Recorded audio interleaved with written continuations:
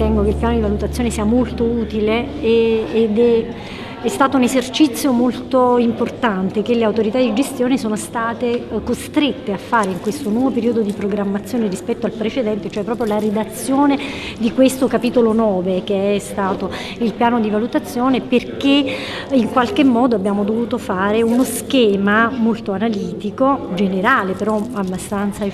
analitico, su tutte quelle che sono le fasi della valutazione che l'autorità di gestione intende mettere in campo, non solo ma rispettando tutte le regole delle varie norme, quindi tutti gli articoli dei regolamenti, rispettare le domande valutative, quindi fare proprio uno schema, ma vedere anche una prima mappatura, cioè quante risorse sia da un punto di vista economico, quindi finanziario, sia da un punto di vista umano l'autorità di gestione intende mettere in campo per poter soddisfare tutta la valutazione che deve essere fatta in tutto il periodo. Quindi noi ad esempio abbiamo previsto appunto una gara esterna per il valutatore, ma non è solo questo, è proprio l'organizzazione dell'autorità di gestione per soddisfare tutti questi punti, ed è la prima volta che lo facciamo in maniera ex ante così precisa.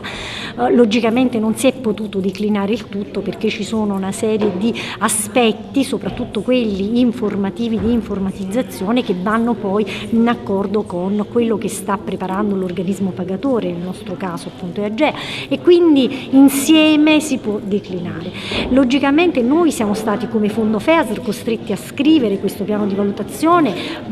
all'interno del programma di sviluppo rurale. Il piano di valutazione però c'è bisogno di un raccordo, come dicevamo prima, con gli altri fondi della regione e che altri fondi che non hanno invece ancora declinato il piano di valutazione, perché loro avevano invece un obbligo non all'interno del programma, bensì 6 mesi dopo l'approvazione del programma. Quindi gli altri fondi, gli altri Easy Fund, stanno adesso approcciando a scrivere il piano di valutazione. Quindi la cosa importante in questo momento è andare poi a unire appunto queste in maniera appunto concorde il nostro fondo con gli altri Easy Fund per poter avere un piano di valutazione generale della regione. Questo è, secondo me, se viene fatto e se viene monitorato, un punto di forza. A chi serve? Serve all'autorità di gestione come FEASR, serve a tutta la regione in quanto programmazione unitaria che ha a sua disposizione una scaletta per poter monitorare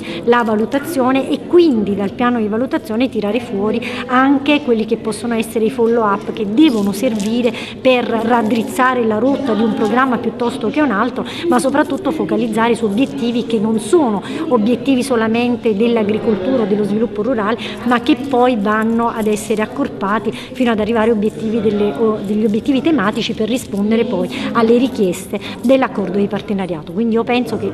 è uno strumento importante che deve essere utilizzato, deve essere monitorato e deve essere rettificato laddove necessario, anche se un'eventuale rettifica comunque comporta una modifica del programma, però è importante appunto che seguirlo, perché sicuramente può portare un valore aggiunto a questa programmazione rispetto alle precedenti.